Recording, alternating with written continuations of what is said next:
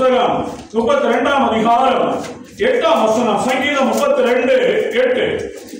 நான் உனக்கு போதித்து நீ நடக்க வேண்டிய வழியை உனக்கு காட்டுவேன். உன்மேல் என் கண்ணை வைத்து உனக்கு ஆலோசனை சொல்லுவேன். தேவ ஆவியானவர் சொன்ன ஒரு வார்த்தை, உன்மேல் என் கண்ணை வைத்து உனக்கு ஆலோசனை சொல்லுவேன். ஆலோசனை சொல்லுகிற ஒரு ஆண்டவர்.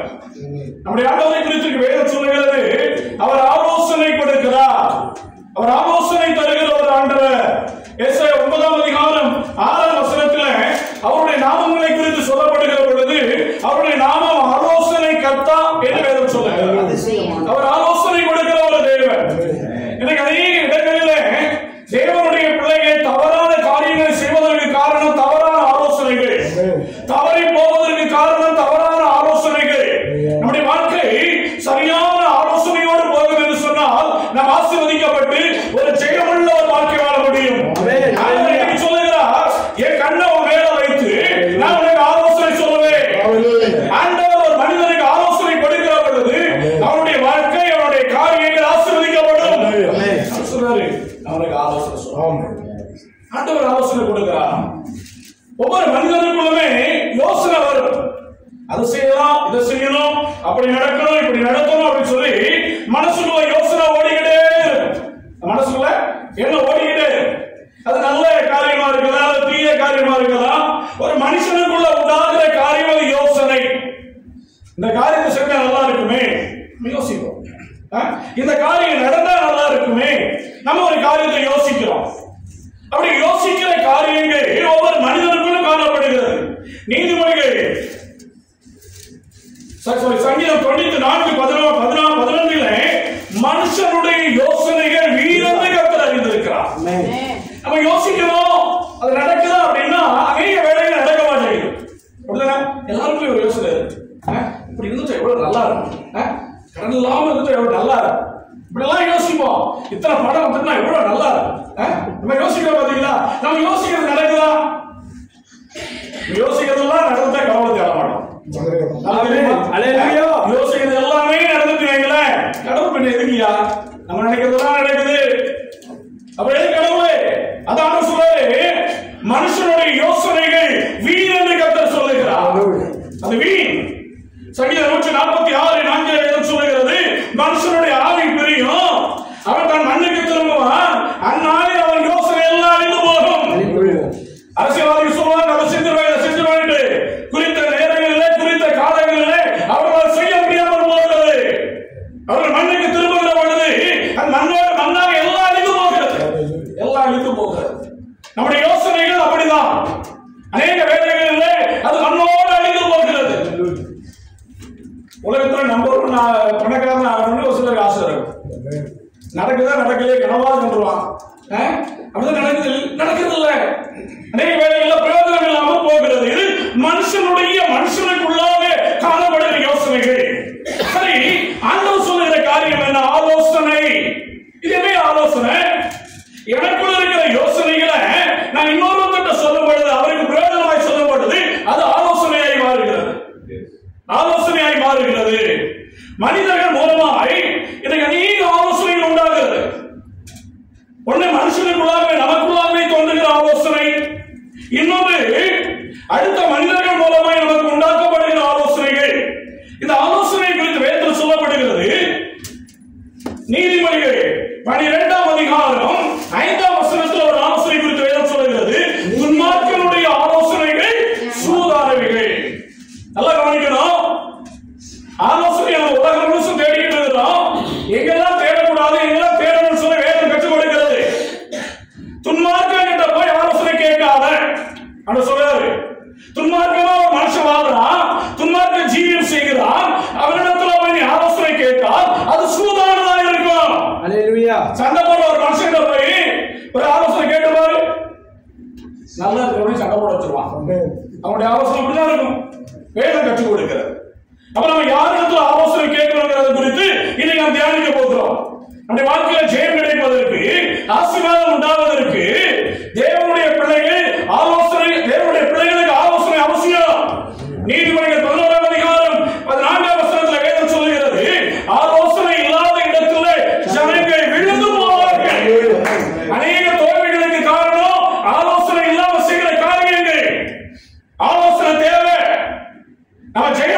கிறிஸ்தவ வாழ்க்கை மாத்திரமல்ல, இந்த உலகத்தில் வாழ்வதற்கு, ஜெயமுள்ள வாழ்க்கை வாழ்வதற்கு ஆலோசனை அவசியம், ஆலோசனை தேவை. அந்த ஆலோசனையை நீ துன்மார்க்கனிடம் போய் கேட்காதன்னு சொல்லுகிறான். அது சூதானதா இருக்கும். மோசமான மனுஷங்கிட்ட போய் ஆலோசனை கேட்டு செஞ்சீங்கன்னா அது தோல்வியா முடியும். அது உனக்கு அவமானத்தை கொண்டு வரும். சங்கீதம் 1 அதிகாரம் 1 வசனத்துல வேதம் சொல்லுகிறது, துன்மார்க்கனுடைய ஆலோசனையில நடவாமே. துன்மார்க்கனுடைய ஆலோசனையை கேட்காத, துன்மார்க்கனுடைய ஆலோசனையில நடக்காத, அது மோசமானது. எனவே இந்த துன்மார்க்கமாய் வாழ்கிற மனுஷங்கிட்ட போய் ஆலோசனை கேட்டு நீங்க அதுபடி செய்யக்கூடாது.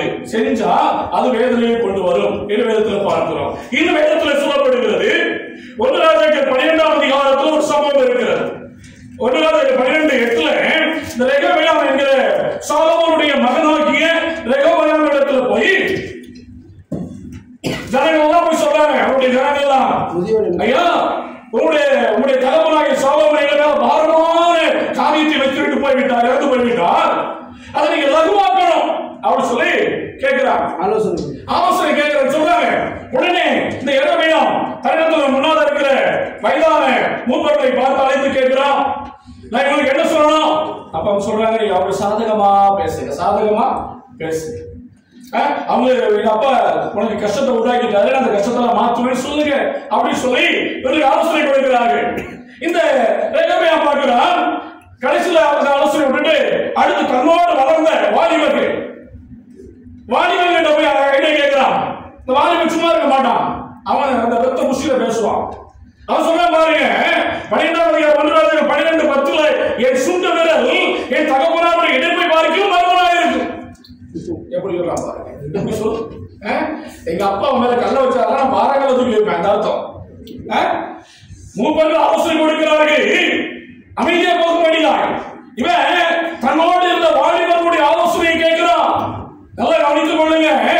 வாலிப வயதுல நீ வாலிபனுடைய ஆலோசனையை கேட்காத. நல்லா புரிந்து கொள்ளணும். என் நண்பன் தான், என்னுடைய சொந்தக்காரன் தான், ஃப்ரெண்டு தானே அப்படின்னு சொல்லி ஆலோசனை கேட்டு மட்டும் நடந்தா அது வேதனையை கொண்டு வரும். புரிந்து கொள்ள வேண்டும். எங்களுக்கு வாலிப சகோதரர்கள் சொல்லிக் கொடுக்கிற காரியம் வந்தா, வாலிபன் ஐடியா கேட்டா அவன் பாட்டுதான் நடத்துவான், சரியா ஆலோசனை கொடுக்க முடியாது. இந்த வாலிபனுடைய ஆலோசனை கேட்டு இந்த ராஜாவை அப்படி சொல்கிறான். விளைவு என்ன தெரியுமா? 1 ராஜாக்கள் 12ஆம் அதிகாரம் 20ஆம் வசனத்தில் ஒரு சம்பவம் நடக்கிறது. யூதா கோத்திரம் மட்டும்தான் இவங்கிட்ட இருக்கு, மீதி 11 கோத்திரத்தும் அவனை விட்டு விலகி போய்விட்டார்கள். 12 கோத்திரத்துக்கும் ராஜாவா இருந்தவன் ஒரே ஐடியா, வாலிபர்கள் கொடுத்த ஐடியாவால 11 கோத்திரங்கள் அவனை விட்டு பிரிந்து போயிடுச்சு. ஆசீர்வாதம் எல்லாம் தவறான ஆலோசனை வந்துருச்சுன்னா பிரிஞ்சு போயிடும். புரிந்து கொள்ளணும். தவறான ஆலோசனைகளை கேட்டு நீங்க செஞ்சீங்கன்னா உங்ககிட்ட இருக்கிற ஆசீர்வாதம் பிடிக்கப்படும். ஐயா கிறிஸ்தவன் அப்படி அவனை புலம்ப கூடாது. கர்த்தர் நம்மை ஆசீர்வதிக்க ஆரம்பித்து விட்டார். வருகிற காரியங்கள் காலங்கள் இப்படியெல்லாம் நடக்கும் என்பதற்காக இந்த வார்த்தையை கொடுக்கிறார் என்று நான் விசுவாசிக்கிறேன். இன்னொரு பெரிய ஆசீர்வாதம் நமக்கு வைத்திருக்கிறார். அந்த ஆசீர்வாதம் நமக்கு கொடுக்கப்பட போகிறது. அதுக்கு முன்னால் ஆண்டவர் ஆலோசனை கொடுக்கிறாரு. நீ துன்மார்க்கனுடைய ஆலோசனை கேட்காத, வாலிபனுடைய ஆலோசனை ரத்த புஷியோட பேசுற மனுஷனை கேட்காத, சுயத்துல பேசுற மனுஷனுடைய ஆலோசனை கேட்காத என்று ஆண்டவர் சொல்லுகிறார். அது உன்னுடைய ஆசீர்வாதத்தை பிடிக்கும், கடங்காரனாக்கி உன்னை கஷ்டக்காரனா மாத்தி. புரிந்து கொள்ள வேண்டும். தேவனுடைய பிள்ளைகள் சரியான ஞானத்தோடு செயல்பட வேண்டும். சரி, அப்ப யாருடைய ஞானத்தை ஆலோசனை கேட்பது? யாருடைய ஆலோசனை நாம கேட்கணும்? வேதம் நம்ம கற்றுக் கொடுக்கிறது. வேதத்தில் சொல்லப்படுகிறது. நீதிமொழிகள் 1ஆம் அதிகாரம் 8ஆம் வசனம் 9ஆம் வசனம். நீதிமொழிகள் 1:8-9 வாசிங்க. என் மகனே, உன் தகப்பன் புத்தியை கேள். என் மகனே, உன் தகப்பன் புத்தியை கேள். தாயின் போதகத்தை தள்ளாதே. தாயின் போதகத்தை தள்ளாதே. அவைகள் உன் சிரசுக்கு அலங்காரமான முடியும், உன் கழுத்துக்கு சரபாணியமாக இருக்கும் என்று வேதம் சொல்லுகிறது. ஆமென். ஆண்டவர் சொல்றாரு, என் மகனே உன் தகப்பன் புத்தியை கேள், உன் தகப்பனுடைய ஆலோசனையை கேள் என்று அவர் சொல்லுகிறார். உன் தாயினுடைய ஆலோசனைகளை கேள் என்று வேதம் சொல்லுகிறது. அநேக தேவனுடைய பிள்ளைகள் படித்து விட்டு வளர்ந்து விட்டால் போதும், உனக்கு என்ன தெரியும்? படிச்சிருக்கேன், படிப்பை விட அந்த பெற்றோருடைய ஆலோசனை ஒன்று இருக்கு பாத்தீங்களா? அவருடைய அந்த வயது முதிர்ச்சியால் உண்டாகிற காரியங்கள் அதை கேட்கணும். அந்த ஆலோசனை தள்ளக்கூடாது என்று ஆண்டவர் சொல்லுகிறார். எத்தனை பெரிய நிலைமையில் நீங்க இருந்தாலும் சரி, லட்சக்கணக்காய் நீங்க சம்பாதித்தாலும் உன் தகப்பனையும் உன்னுடைய தாயுடைய போதகத்தை தள்ளாதே. அநேகர் இன்னைக்கு பணம் வரும்போது தகப்பனுடைய ஆலோசனை தாயுடைய ஆலோசனை எதையும் கேட்கறது கிடையாது. பின்னால் அவர்கள் கஷ்டப்படுவான். அவர்கள் கஷ்டப்பட வேண்டியதாக மாறிவிடும். புரிந்து கொள்ள வேண்டும். எந்த வயதில் இருந்தாலும் சரி உன் தகப்பனுடைய போதகத்தை கேள். இந்த வேதம் கற்றுக் கொடுக்கிறது. வேதம் கற்றுக் கொடுக்கிறது. நீ என்ன போஷிக்கிற போனாலும் சரி, நீ ஒரு தேசத்துக்கே அதிபதியாக மாறினாலும் சரி, உன் தகப்பன் புத்தியை கேள். வேதம் சொல்லுகிறது, நான் சொல்லவில்லை. எத்தனை பேர் தகப்பன் தாய் தந்தையுடைய சொற்களை கேட்கிறீர்கள்? வாலிப பிள்ளைகளை நல்லா புரிந்து கொள்ளணும். வாலிப வயசுலையும் சரி, எந்த வயசுலையும் சரி, பெற்றோருடைய புத்தியை கேள் என்று வேதம் சொல்லுகிறது. ஆலோசனை கேள். தாயின் தகப்பனை விட எந்த ஒரு மனுஷனுடைய ஆலோசனை கேட்டு நீ நடந்தால் உனக்கு அவமானத்தை கொண்டு வரும். வேதம் சொல்லுகிறது. வேதம் சொல்லுகிறது. எத்தனை பேர் அந்த ஆலோசனை கேட்டு நம்ம நடக்கிறோம்? எத்தனை பேர் வயசாகி போச்சு கிளம்பி போன்னு சொல்லி தள்ளிட்டு போறோம்? கர்த்தருடைய எச்சரிக்கிறார். தேவனுடைய பிள்ளைகள் தன்னுடைய தகப்பனுக்கு தாய்க்கும் முக்கியத்துவத்தை கொடுக்க வேண்டும் என்பதை புரிந்து கொள்ள வேண்டும். ஆலோசனை, அவர்கள் கொடுக்கிற ஆலோசனையை ஏற்றுக்கொள்ளணும். அந்த ஆலோசனை கொடுக்கும்போது அதை ஏற்றுக்கொள்ளணும். அது தள்ளக்கூடாது. அதன்படி வாழ்வதற்கு நம்ம அர்ப்பணித்துக் கொள்ள வேண்டும். எங்க அப்பா உயிரோடு விடுற நாட்கள் நான் வாயு பயிரா இருக்கும்போது சொல்றாரு, விளக்கு வச்ச பிறகு வெளியே போகாத அப்படி பார்ப்பேன். எங்க வீட்டுல பையன்களுக்கு அவசரம் வளர்ந்து விளக்கு வச்ச பிறகு வெளியே போக கூடாது. கண்ட்ரோல் அவ்வளவு கண்ட்ரோல் வீட்டுக்குள்ள அப்படின்னா 6 மணிக்கு தான் வீட்டு வெளியே போகாத. வீட்டுக்குள்ளேயே போட்டு வளர்ப்பேன்.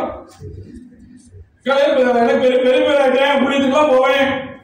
அப்போ ஒரு 25 வயசு 26 வயசு இருக்கும்போது சொல்லுவாங்க, அப்போ 2 மணி நேரம் கூட்டி தந்தாங்க. 8 மணி பிறகு எங்க வீட்டுக்குள்ள வந்துடணும். 8 மணி பிறகு எங்கேயும் போகக்கூடாது. அந்த கண்டிஷனுக்கு கட்டுப்பட்டு நடந்தோம். அதனாலதான் நீங்க அத்தனை ஆசை வச்சிருக்கிறேன். ஆமென். ஹல்லேலூயா. அந்த ஆலோசனைகள் பாருங்க, துன்மார்க்கமான காரியங்களுக்கு எல்லாம் விலகி காத்துக் கொள்ளுகிறது. வாலிப பிள்ளைகளுக்கு, நம்ம வீட்டில் இருக்கிற பிள்ளைகளுக்கு, நம்ம கொடுத்து ஆண்டவர் கொடுத்திருக்கிற பிள்ளைகளுக்கு தகப்பனாய் தாயார் ஆலோசனை சொல்லு. ஆமென். பெற்றோர்கள் ஆலோசனை சொல்றது கிடையாது. நீ உண்மையான ஒரு கிறிஸ்தவனாக இருந்தா உன் பிள்ளைகளுக்கு ஆலோசனை சொல்லி வளர்க்கணும். அல்லேலூயா. அல்லேலூயா. கர்த்தர் விரும்புகிறார். கர்த்தருடைய வேதம் அதை சொல்லுகிறது. பிள்ளைகளுக்கு போதகம் பண்ணு. தகப்பன் வந்து பிள்ளைகளுக்கு என்ன செய்யணுமா? ஆமா, நம்ம சம்பாதிக்கிறது மட்டும் போதும் நினைச்சு யாராவது தகப்பன் இருந்தீங்கன்னா நீங்க நல்ல தகப்பன் இல்ல. அப்படிதானே? என்னப்பா பைபிள் கூட சொல்லுது. ஆமென். அல்லேலூயா. வேதம் சொல்லுகிறது சொல்லுகிறேன். பிள்ளைகளுக்கு என் வீட்டுக்காரர் பார்த்துட்டு அதான் சொல்லுவோம்னு நினைப்போம். சம்பாதிக்கிறது மட்டும்தான் என் கடமை இல்ல. வேதம் அப்படி சொல்லல. வேதம் அப்படி கற்றுக் கொடுக்கல. உன் தகப்பன் புத்தியை கேட்காம புத்திக்க சொல்லணும்ல, புத்தி சொல்லணும்ல. அப்படிதான் வேதாசம் கற்றுக் கொடுக்குது.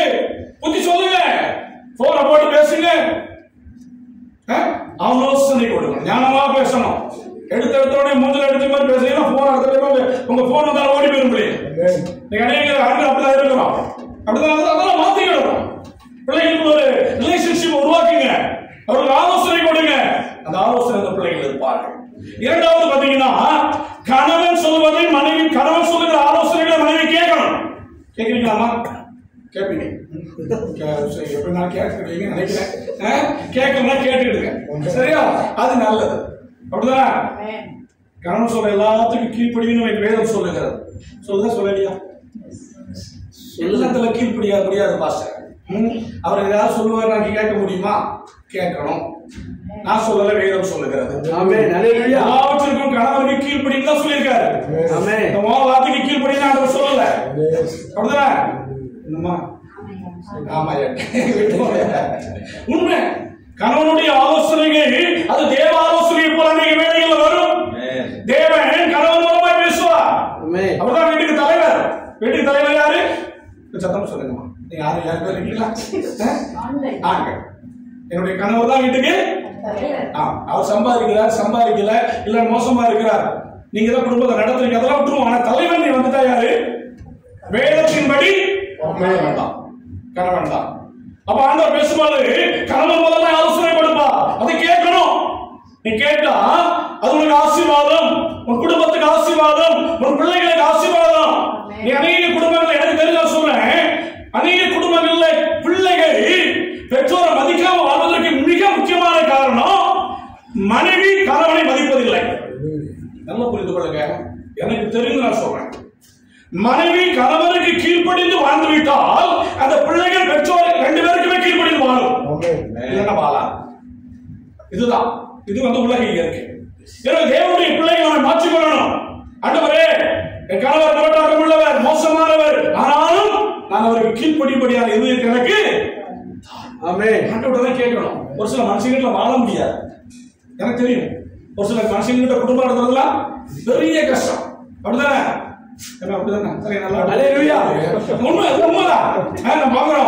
ஒரு சில வீட்டுல வந்தாலே ராத்திரிக்குள்ள இருந்தாலும் வேற நல்லா இருக்குமே நினைக்கிற அநேக பெண்கள் உண்டு. ஏன்னா அப்படிப்பட்ட ஆட்கள் வீட்டுல ஆம்பளையாக இருக்கிறார். சரி, அப்பவும் வேதம் சொல்லுது, நான் கீழ்ப்பிடித்துக்கோ, நான் ஆசீர்வதிப்பேன், நான் மாற்றுவேன். அவருடைய ஆலோசனை அவன் மூலமாய் வரும். இரண்டாவது பாருங்க, உங்களுக்கு மனைவியுடைய ஆலோசனைக்கு செவி கொடுக்கணும், கேட்கணும். சதீஷ தவிர யாரும் கேட்கறதுல போல இருக்கு. எல்லாத்தையும் கேட்டு செய்யறாரு. நான் முதல்ல சொன்ன பிரசங்கத்துல மனைவி சொல்றதை கேட்கணும், கேட்கணும் விட மாட்டேன். மனைவி சொல்றதெல்லாம் கேட்க கூடாது, கேட்டா விட மாட்டேன்.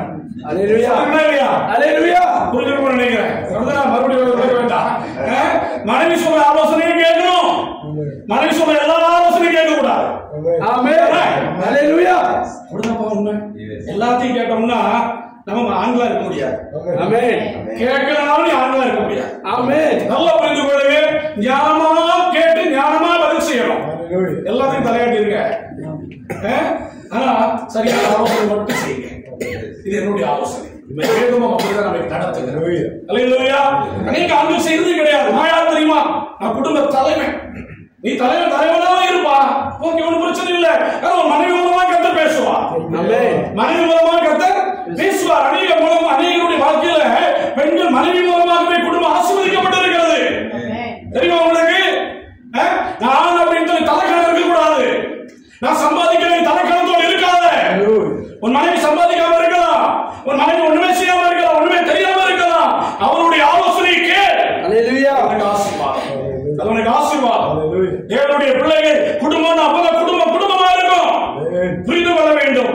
நீதிமொழிகள் 31 அதிகாரம் 26 வசனத்தில் ஒரு பெண்ணை குறித்து வேதம் சொல்லுகிறது, தன் வாயை ஞானம் விளங்க திறக்கிறாள், தையுள்ள போதகம் நாவின் மேல் இருக்கிறது.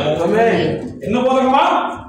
தையுள்ள போதகம் என் மனைவி நாவின் மேல் இருக்கிறது. சொல்லுங்க, தையுள்ள எங்க பாச போன பண்ணாலும் சண்டைதான் போதகம். இப்ப சொல்லுங்க, தையுள்ள போதகம் என் மனைவியும் வாயில் இருக்கிறது, நாவின் மேல் இருக்கிறது. அவ பேசுறதெல்லாம் தை உள்ளதுதான். அப்படி விசுவாசத்தோட இருக்கிறவங்க சண்டை போடுற மனைவி சந்தோஷமாயிருவா. ட்ரை பண்ணுங்கப்பா, ட்ரை பண்ணுங்க. ஆமா, கர்த்தர் சண்டை போடுற மனைவி தந்தால் அதுக்காக ஆண்டவருக்கு ஸ்தோத்திரம் சொல்லுங்க. அப்படிதானப்பா? நன்றி சொல்லுவோம். கர்த்தர் அதுக்கு அனுபவிச்சிருக்கிறாரு. அப்பவும் நீங்க ஆண்டவருடைய வார்த்தைக்கு கீழ்ப்படிந்து சரியாக நடக்க வேண்டும். குடும்பங்களுக்கு ஆலோசனைகளை கேட்டுக்கொள்ளுங்க, ஒருவருக்கு ஒருவர் ஆலோசனைகளை கேட்டு செய்யணும். புரிந்து கொள்ளணும். தன்னிச்சையாக செய்கிற காரியங்களை கர்த்தர் விரும்பவில்லை. கணவன் மனைவியும் ஒன்றாக இருக்கிறார் என்று வேதம் சொல்லுகிறது. ஒன்றாக இருக்கிறார்கள். உங்களுடைய வாழ்க்கையில ஆலோசனைகளை கேட்பதில் ஒருவருக்கு ஒருவர் முக்கியத்துவம் கொடுக்க வேண்டும். மூன்றாவது நேரத்தில் சுருக்கமா சொல்லிடுவோம் ஒரு காரியத்தையும். யோபின் புஸ்தகம் 12ஆம் அதிகாரம் 12ஆம் வசனம்.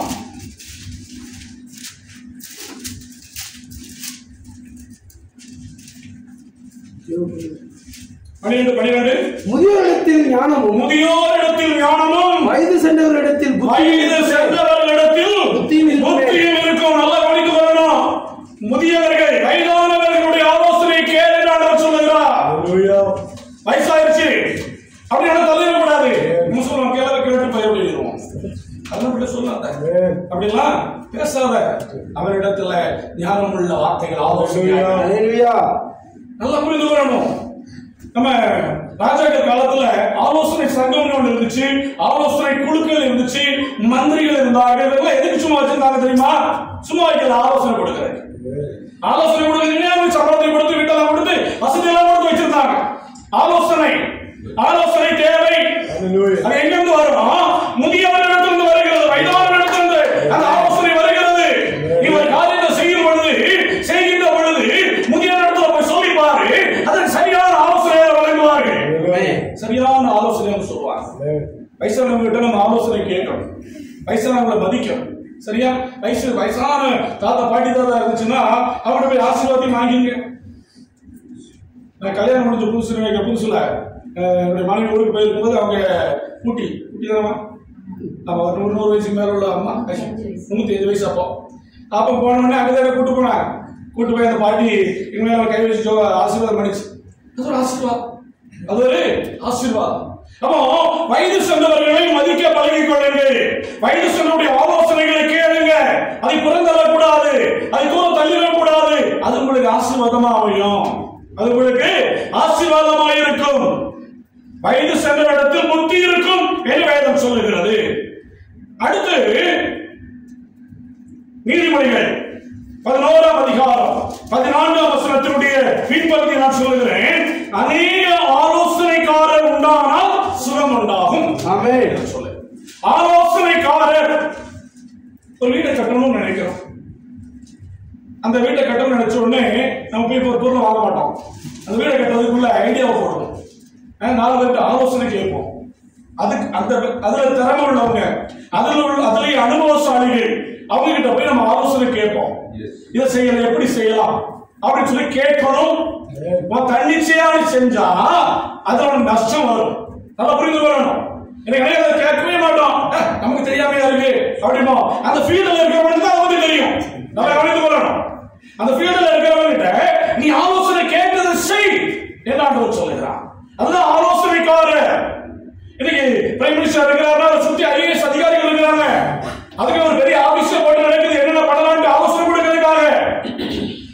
நம்முடைய பிரைம் மினிஸ்டருடைய ஞானத்தில் மட்டும் சேர்றதில்ல, ஆலோசனை கொடுக்கிறதுக்கு ஒரு பெரிய கூட்டம் இருக்கு. ஒவ்வொரு காரியத்துக்கும் ஆலோசனை கொடுப்பதற்கு. அப்ப ஆலோசனை காரியக்காரர்களை நாம் முன்னிறுத்திக் கொள்ள வேண்டும். வேதாகமத்தில் தாவீதுக்கு எதிராக ஒரு மனிதன் ஆலோசனை சொல்லுகிறான். ஐதோப்பேல் அவருடைய ஆலோசனை எல்லாம் எப்படி இருக்குமா? தேவ வாக்கை போல இருக்குமா? தேவ வாக்கை போல இருக்கும். ஆலோசனையே தேவ வாக்கை போல இருந்தது. இப்ப அநேக இடத்துல தேவ வாக்கு சாதாரண மனிதனா இருக்கலாம், அந்த ஆலோசனை கொடுக்கும் பொழுது தேவ வாக்காய் வரும். அநேக நினைக்கிறோம் தேவ வாக்கு வானத்திலிருந்து சத்தம் வரணும், காதுக்குள்ள வரணும், இல்ல தீர்க்க தரிசனமா வரணும் அப்படின்னு தான் கிறிஸ்தவர் நினைச்சுக்கிட்டே இருக்கிறோம். ஆனா ஆண்டவர் சொல்றாரு, தேவ வாக்கு எங்கிருந்து வரும்பா? சரியா புரிந்து கொள், சரியா புரிந்து கொள்ளணும். தேவனுடைய வாக்க ஆலோசனை காரணத்திலிருந்து புரிந்து கொள்ள வேண்டும். உங்க சபை நடத்துறோம்னு சொன்னா ஒரு சில நேரத்துல ராஜானை போன் பண்ணி ஏதாவது சொல்லுவாங்க, பாஸ்டர் இப்படி நடத்தின நல்லா இருக்குமே அப்படிமா. செய்யுங்கன்னு சொல்ல மாட்டாங்க, இப்படி செய்யுங்க பாஸ்டர் அப்படின்னு வளர்த்தி பேச மாட்டாங்க. இந்த மாதிரி செஞ்சா கொஞ்சம் நல்லா இருக்குமே, இப்படி ஒரு மாற்றத்தை ஏற்படுத்துறது நல்லா இருக்குமே அநேக முறை சொல்லியிருக்காங்க என்கிட்ட.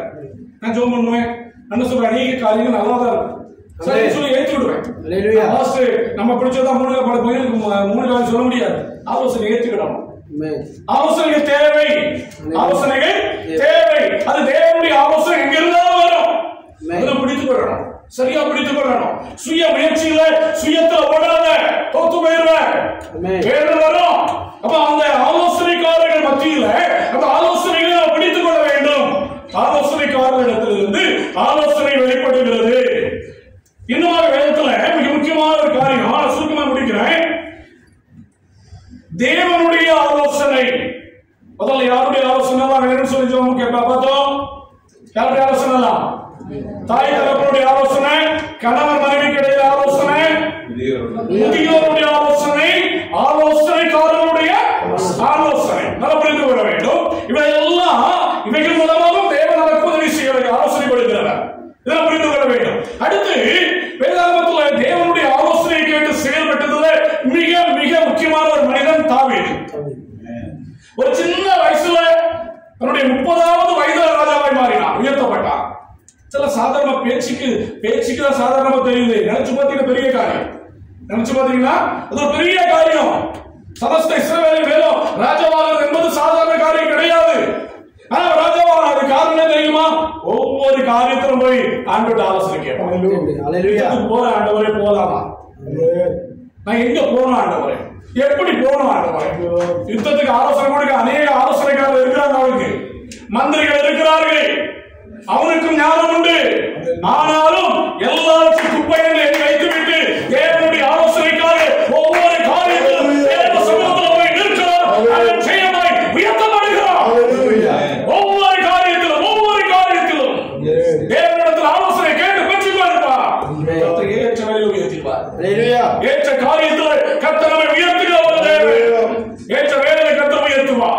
ஒரு சமயம் வாசிக்கிட்ட வேத பாடத்துல 1 சாமுவேல் 23:2 ஆண்டவர் போய் கேட்கிற, ஆண்டவரே நான் போய் பெலிஸ்தரை முறியடிக்க அடிக்கலாமா? யுத்தத்துக்கு மிலிட்டரி கூட இருக்கு. அவனுக்கு அதெல்லாம் பெருசா தெரியல. ஆண்டவர்கிட்ட போய் கேள்வி கேட்டுட்டான். என்கிட்ட யுத்தத்துக்கு ஆள் இருக்கு ஆண்டவர், உண்மைதான் இருக்கட்டும், ஆனா நான் போகலாமா வேண்டாம்? அவர்களை முறியடிப்பேனா முறியடிக்க மாட்டேனா? நான் சொல்லடி போ, நீ போ. நான் அவசரம் போய் கேட்கிறான். கூட இருந்தவங்க சொல்றான், நம்ம இப்ப கொஞ்சம் பேரா இருக்கிறோம், அவன் பெரிய ஆளா இருக்கிறான், நம்ம போக முடியாது அப்படின்னு சொல்லி பயமுறுத்துறான் கூட இருக்கிறவன். ஒரு ஜெயம் வருகிறது என்று சொன்னால் தடுப்பதற்கு கூட இருக்கிறவரை நான் சொல்லுகிறேன். இது வேதம் கற்றுக் கொடுக்கிற பாடம். நல்லா புரிந்து கொள்ளுங்க. உங்க கூட இருக்கிறவர்களை உங்களுக்குள்ள ஆசீர்வாதங்களுக்கு தடையாய் இருப்பார்கள். ஞானமாய் நடக்க வேண்டும். இந்த நேரத்துல மனுஷனுடைய ஆலோசனைக்கு செவி கொடுக்காத. தாவீது செவி கொடுக்கல. ஆண்டவர் சொல்றாரு முறியடிக்கலாம் அப்படி போன்னு சொல்லிட்டாரு. ஆனா கூட இருக்கிறவங்க சொல்றாங்க நம்மளால முடியாது. ஏன்னா அவன் மனுஷங்களை பார்க்கிறான், மனுஷனுடைய தகுதியை பார்க்கிறான். நம்மகிட்ட இத்தனை பேரா இருக்கிறான், பெலிஸ்தர் இவ்வளவு பேர் இருக்கிறாங்க என்று சொல்லி யோசித்துக் கொண்டு இருக்கிறான். மறுபடியும் சும்மா இருக்கல. மனுஷங்க சொல்லி கூட இருக்கிறவங்க சொல்லிட்டான்னு சொல்லி மனுஷனுடைய ஆலோசனையை கேட்கவில்லை. தேவனிடத்துல மறுபடியும் போகிறான். ஆண்டவர் சொல்றார், போ முறியடிப்பாய். ஆமென். ஹல்லேலூயா. தேவனிடத்துல ஆலோசனை பெற்றுக்கொண்டு செயல்படுகிற அவருடைய காரியத்திலே கர்த்தர் உனக்கு செய்தி தருவார். நீ தோல்வி இருப்பதில்லை, தோல்வி இருப்பதில்லை. ஆண்டவரை உறுதியா பிடிச்சு ஜெபிக்கிறோம். மனுஷனிடத்துல ஆலோசனையை கேட்டு கேட்டு நம்ம தோற்று போகிறோம். 2 சாமுவேல் 9ஆம் அதிகாரம் 6ஆம் வசனத்துல சவுல் என்கிற மனிதன் தேவனுடைய மனுஷனாகிய சாமுவேலை பார்ப்பதற்கு போகிறான். ஒரு கழுதை தொலைந்து அவருடைய கழுதைகள் தொலைந்து போயிருக்கிறது. கழுதையை தேடி போகிறான். கழுதை கிடைக்குமா கிடைக்காதா என்று பார்ப்பதற்கு, ஆலோசனை கேட்பதற்கு ஒரு தீர்க்கதரிசியை தேடி போகிறான். சாமுவேல் தீர்க்கதரிசி தேடி போகிறான். சாமுவேல் தீர்க்கதரிசியத்துல போன பிறகு போகும்பொழுது கூட இருக்கிற மனுஷன் சொல்றான், ஒருவேளை நான் போக வேண்டிய வழியை அவன் நமக்கு காண்பிப்பான். 1 சாமுவேல் 9:6 இந்த மாதிரி சொல்லப்படுகிறது. நமக்கு ஒரு ஆலோசனை கொடுப்பார். தேவனுடைய பிள்ளைகள் தேவ ஆலோசனை எங்க வந்து பாருங்க. தேவனுடைய பிள்ளைகளிடத்திலிருந்து தேவனுடைய ஆலோசனை வெளிப்படுகிறது. தேவனுடைய பிள்ளைகள் யாரே ஊழியக்காரர்கள், தீர்க்கதரிசிகள், தேவனுடைய ஊழியத்தை செய்கிறவர்கள். அவர்களிடத்திலிருந்து தேவனுடைய ஆலோசனை அநேக வேளைகளில் வெளிப்படுகிறது. அதை நம்ம சரியா பிடிக்கணும், சரியா பிடித்துக் கொள்ள வேண்டும். தேவனுடைய ஆலோசனையை சரியா பிடித்துக் கொள்ளணும். ஊழியக்காரத்திலிருந்து ஊழியம் செய்கிற நேரங்களில் தேவனுடைய ஆவியானவர் பேசுவார். சில காரியங்கள் நமக்கு வழியே தெரியல, ஊழியக்காரரை கேளுங்க, நல்ல ஊழியக்காரரை கேளுங்க. சரியா? பத்துதல் குற்றப்படுத்தல, ஏன்னா தப்பா கூடாது, கஷ்டப்படக்கூடாது, அதுக்காக சொல்றேன். ஆண்டுடைய பிள்ளைகள் ஊழியக்காரர் நமக்கு எதுவுமே பதில் கிடைக்கல, நம்ம ஜெபம் பண்ணிட்டோம், அது ஆலோசனைக்கு ஆள் இல்ல, அவங்க போய் ஊழியக்காரர் ஆலோசனை கேட்கலாம். அவர் ஜெபித்து சரியான பதில் கொடுப்பார். அதை நாம் பிடித்துக் கொள்ள வேண்டும். பல வருஷங்களுக்கு முன்னால ஒரு சகோதரியின் இடத்துல அவருடைய மகளுடைய திருமண காரியத்துக்காக ஜெபிக்க சொன்னார்கள். நான் ராத்திரி ஃபுல்லா ஜெபம் பண்ணேன். கர்த்தர் ஒரு தரிசனத்தை கொடுத்தார். அந்த பையன் ஷர்ட் போடாம பேண்ட் மட்டும் போட்டுறான். நான் சொன்னேன், அக்கா அந்த பையன் வேண்டாம், அவனுக்குள்ள முழுமையான ரட்சிப்பு இல்ல, ஆண்டவருக்கு கூட தரிசனம் கொடுக்கிறார் அப்படின்னு சொல்லிட்டேன். இந்த அக்கா 2 நாள் கழிச்சு மறுபடியும் போன் பண்ணிச்சு, பிரதர் அந்த பையன் பாஸ்டுக்கு வண்டி ஓட்டுறான், பாஸ்ட் முடியே தான் இருக்கிறான், என்ன சிராயிச்சு. நான் சொல்லிட்டு உங்க விருப்பப்பட்டேன். நம்ம ஜெபம் பதிலாக சொல்ல முடியும். உங்க விருப்பக்கா அவனை செய்யலாம் அப்படின்னு. திருமணம் முடிஞ்சிச்சு. அவங்க 2 பேருக்கும் பையனுக்கு பொண்ணுக்கும் சரியா கல்யாணம் முடிஞ்சு ஒரு 5ஆவது நாள் ராத்திரி 12 மணி இருக்கும். அதே மறுபடியும் போன் பண்ணிச்சு, பிரதர் பெரிய பிரச்சனை, என் மகளை போட்டு அடிக்கிறான். ஏங்க அப்படின்னு இது தெரியாம போச்சுங்க. அந்த பையன் குடிக்கிற பையனா இருந்திருக்கிறான். நான் தான் அப்பவே சொன்னேன், அவன் ரட்சிக்கப்படலன்ட்டு. ஜெபம் பண்ணி ஆலோசனை கேட்டா அதுக்கு கீழ்ப்படியணும், இல்லைன்னா கேட்கக்கூடாது. கடைசியில பாருங்க, அந்த பையன் அந்த கல்யாண சேலையில ராத்திரி போட்டு தீ வச்சான் வீட்டுக்குள்ள போட்டு. அந்த அளவுக்கு நிலைமை. அப்போ தேவனுடைய ஆலோசனைகளை தேவனிடத்தில் தேவனுடைய பிள்ளைகளிடத்தில் விசாரித்து அதை பிடித்துக் கொள்ள வேண்டும், பிடித்துக் கொள்ள வேண்டும். தேவனுடைய ஊழியர்களிடத்தில் தேவனுடைய ஆலோசனை வெளிப்படும், தேவனுடைய ஆலோசனை வெளிப்படும். நல்லா புரிந்து கொள்ளணும். அதுக்காக எல்லா காரியங்களும் போய் பாஸ்டர் போய் இருக்கக்கூடாது, ஊழியர்களிடம் போய் இருக்கக்கூடாது. நீங்க இந்த நாட்டில் உலகத்துல உலகம் எங்கிலும் எழுப்புதல் இல்லாமல் போனதற்கு காரணம் ஜனங்கள் விசுவாசிகள் ஊழியக்காரரை தேடி போனதுதான் காரணம். சொல்லுவேன், எல்லா காரியத்திலும் ஊழியக்காரன். நாம ஜெபிக்கிறது கிடையாது, நம்ம ஆண்டவரை தேடுறது கிடையாது. எல்லாத்துக்கும் ஆண்டவன் பாஸ்டர் பாஸ்டர் பாஸ்டர் ஊழியம் ஊழியம் தீர்க்கதரிசி சொல்லி போனீங்கன்னா இன்னைக்கு தீர்க்கதரிசிகளும் ஊழியர்கள் என்ன பண்றாங்க? பண்ணக்கூடிய நிலைமை வந்துடும். எல்லாத்துக்கும் ஆண்டவர் வரான்னு சொல்லிட்டு எதையாவது ஒன்று சொல்லி வழி தப்பி போக பண்ணுகிறார்கள். ஊழியக்கார பாஸ்டர் பேசுறாங்க நினைக்கிறீங்களா? இனி சேர்த்தா சொல்றேன், நீ ஆண்டவரை தேடி ஆண்டவர்கிட்ட கேளு. முடியாத கட்டத்துக்கு மட்டும் ஊழியக்காரத்தை போ. இன்னைக்கு அநேக விசுவாசிகள் மொத்தத்துல சொல்றேன், எந்த யாரையும் குற்றப்படுத்த விரும்ப மாட்டேன், குற்றப்படுத்துறது கிடையாது. தெளிவா நீங்களும் நானும் ஞானம் அடைவதற்காக சொல்லிருக்கிறேன். அநேக வீடுகளில் ஊழி பாஸ்டர் கேட்காம இதையும் செய்யறது கிடையாது. பாத்ரூமுக்கு போனா கூட பாஸ்டர் கேட்டுட்டு போற ஆட்கள் நம்ம ஊர்ல இருக்காங்க. எப்படி புரியுதா? எல்லாத்துக்கும் பாஸ்டர் கேட்கறாரு. நீ என்ன விசுவாசி? நீ கடவுளை தேடாம கடவுளுக்கு முக்கியத்துவம் கொடுக்காம ஒரு பாஸ்டருக்கும் ஒரு ஊழியக்காரருக்கும் முக்கியத்துவம் கொடுத்தா கடைசி வரைக்கும் நீ அப்படிதான் இருப்ப. பாஸ்டர் கொண்டு போய் பெரிய அளவு மாறணும், பாஸ்டர் அடிச்சுருவாரு. என்னன்னு சேர்த்து சொல்லுங்க. அடுத்தவர்களை குற்றப்படுத்தவில்லை. வேதத்தின்படி நாம் சரியா வாழணும், சரியான ஆலோசனைகளுக்கு முக்கியத்துவம் கொடுக்கணும், பாஸ்டருக்குள்ள கணத்தை கொடுக்க வேண்டும், பாஸ்டருக்குள்ள மரியாதை கொடுக்க வேண்டும், ஒரு ஊழியக்காரருக்குள்ள கணத்தை கொடுக்க வேண்டும், தீர்க்கதரிசி என்றால் தீர்க்கதரிசிக்குள்ள கணத்தை கொடுக்க வேண்டும், போதகர் என்றால் போதகருக்குள்ள கணத்தை கொடு. எல்லாவற்றுக்கும் மேல தேவனை மாத்திரம் அப்பொழுது நீ ஆசீர்வாதமாயிருப்பாய். அதுதான் மேன்மையான ஆசீர்வாதம். அந்த காரியம் இன்னைக்கு தேவ பிள்ளைகளுக்குள்ள இல்ல. எதுக்கு எடுத்தாலும் பாஸ்டர் கேட்டதை செய்யணும். ஏன் உனக்கு இங்க புத்தி எங்க போச்சு? வேத வசனத்தின்படி ஆலோசனை ஏன் உங்ககிட்ட இல்லாம போச்சு? உங்க கூப்பிட்டு எல்லாம் இருக்கிறப்போ அப்படிதானப்பா. வேத வசனம் நமக்கு தெரியல, வேத வசனம் இதயத்துக்குள்ள இல்ல. எல்லாத்துக்கும் பாஸ்டர் போய் நிற்காதீங்க. நான் சொல்லிட்டேன், பாஸ்டர் மட்டும் நம்ம கேட்பாரு சொல்லி சொல்றாரு நினைக்காதீங்க. அதான் உண்மை. ஆண்டவரை பிடித்துக் கொள்ளுங்க, ஆண்டவருக்குரிய கணத்தை ஆண்டவருக்கு கொடுங்க. எல்லாத்துக்கு பிறகுதான் எந்த நிலைமையிலும் ஊழியக்காரரை தூக்கி ஆண்டவர் மேல வச்சிடாத, அது உனக்கு சாபமாய் மாறிவிடும். அநேக கிறிஸ்தவர்கள் அநேக தேவ பிள்ளைகள் இப்படிப்பட்ட நிலைமையில விழுந்து கிடக்கிறார்கள். அனுச்சரிக்கிறேன். தேவனுடைய பிள்ளைகள் ஆண்டவரை உறுதியா பிடிக்கணும், ஆண்டவரை மாத்திரம் கனப்படுத்தணும், ஆண்டவருடைய ஆலோசனை மாத்திரம் பிடித்துக் கொள்ளணும். ஆண்டவருடைய ஆலோசனை இந்த வீடத்திலிருந்து பலிபீடத்திலிருந்து வரும். சில நேரங்களில் ஊழியக்காரர் பிரசங்கிக்கும் பொழுது ஆண்டவர் ஆலோசனை கொடுப்பார். பிரசங்கியார் மூலமாய் தேவனுடைய காரியத்தை செய்யும்படி சொல்லுவார். பிடித்துக் கொள்ளணும், அந்த ஆலோசனை பிடித்துக் கொள்ளணும். ஒரு மனிதன் எல்லாத்தையும் இழந்து போனான். நல்ல பெரிய பணக்கார கோடீஸ்வரா இருந்தான், கப்பலெல்லாம் வச்சிருந்தாரு, எல்லாத்தையும் இழந்து போனான். ஒரு குறிப்பிட்ட அவருடைய பிசினஸ்ல ஏற்பட்ட தோல்வி நிமித்தமாய் கடைசியில் ஏற்பட்ட நிலைமை எல்லாம் இழந்து கண்ணீரோடு நிற்கிறார். ஒரு நாள் வேதனையோடு அழுதுட்டு போய் ஆலயத்தில் உட்கார்ந்தார். அப்போ அங்குள்ள ஒரு ஊழியக்காரர் மூலமாய் தேவனுடைய வார்த்தை கொடுக்கப்பட்டது. உப்பானது சாரமற்று போனால் அது வாசனை, அது எதுக்கும் பிரயோஜனம் இல்லை அப்படின்னு உப்பை பத்தியே பேசுறாங்க. லோத்துவின் மனைவி உப்பு தூணானால் இவர் அந்த வார்த்தையை பிடிச்சுக்கிட்டார். அவர்கிட்ட கொஞ்சம் பணம், மீதி பணம் கொஞ்சம் பணம் தான் இருந்துச்சு. சின்னதா உப்பு வியாபாரம் பண்ண ஆரம்பிச்சார். ஆலோசனை எங்க தோறு பாருங்க. கர்த்தர் ஆசீர்வதிக்க ஆரம்பித்தார். உண்மையில் நடந்த ஒரு சம்பவம், ஒரு ஊழியக்காரர் சொன்ன சம்பவத்தை சொல்லுகிறேன். கர்த்தர் அவரை ஆசீர்வதிக்க ஆரம்பித்தார். இழந்து போன எல்லாவற்றையும் திரும்ப வச்சு பண்ணார். நீங்கள் இழந்து போன எல்லாவற்றையும் திரும்ப வச்சு பண்ண வேண்டும். ஆண்டவருடைய வார்த்தைகளையும் ஆண்டவரிடத்தில் புறப்படுகிற வார்த்தைகளையும் பிடித்துக் கொள்ளுங்கள். எல்லாத்தையும் திரும்ப வச்சு பண்ணார்.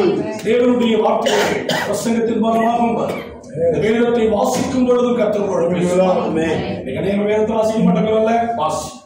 வேதத்தை வாசிச்சாதான் உண்மையான கிறிஸ்தவ வாழ்க்கை வாழ முடியும். வேத வசனங்கள் வரணும். நீங்க அநேக கிறிஸ்தவர்கள் ஏமாற்றிக் கொண்டிருக்கிறோம். வேத வாசிப்பு இல்லை, ஜபம் இல்லை, ஆலோசனை எங்கிருந்து வரும்? பிசாசு ஆலோசனை போடுவான். தவறாக பார்த்து போய் நிற்கணும். வேதத்தை வாசிக்கணும். வேதத்தை வாசித்து ஆண்டவருடைய வார்த்தைகளை பிடித்துக் கொள்ளும் பொழுது வேத வசனங்களை கொண்டு ஆண்டவர் பேசுவார். ஆண்டவர் பேசுவார். வேதத்தை வாசிப்பதற்கு நீ ஒரு நேரத்தை ஒதுக்குங்க. ஒரு நாளைக்கு ஒரு அதிகாரம் வாசிக்க முடியாதா? ஆண்டவர் கேட்கிறாருப்பா. ஒரு அதிகாரத்தை வாசிக்க முடியலன்னா நம்ம என்ன வாழ்க்கை வாழ்றோம்? யோசிச்சு பாருங்க. ஆலோசனை கொடுக்கிற ஒரு ஆண்டவர் ஆலோசனை கொடுக்கிறார். அவனை ஆசீர்வதிக்க விரும்புகிறேன். ஆனாலும் தேவனுடைய வார்த்தைகளை உறுதியாக பிடித்துக் பேசுவார். சொப்பனங்கள் மூலமாய் உங்களோடு பேசுவார். தரிசனங்கள் மூலமாய் ஆண்டவர் பேசுவார்.